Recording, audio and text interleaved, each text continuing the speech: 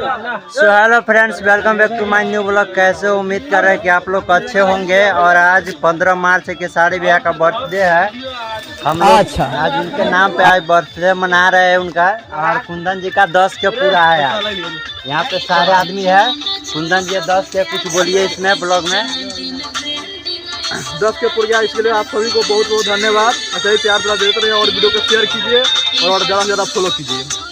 और फुल वीडियो आप लोग को मिलेगा, इस पर आप लोग जुड़े रहिए इस वीडियो में। और केक काटेगा वो भी हम पूरे वीडियो आप लोग को दिखाते रहेंगे।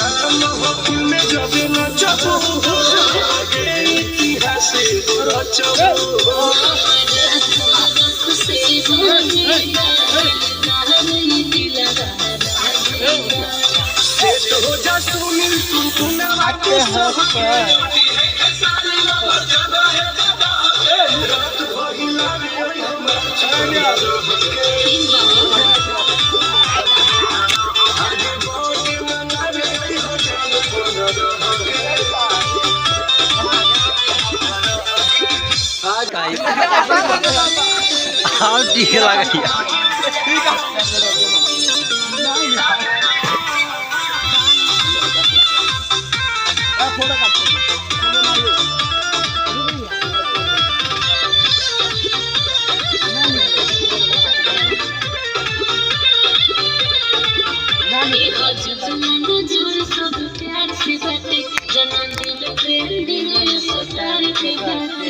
गाड़ी साइकिल है ना, साइकिल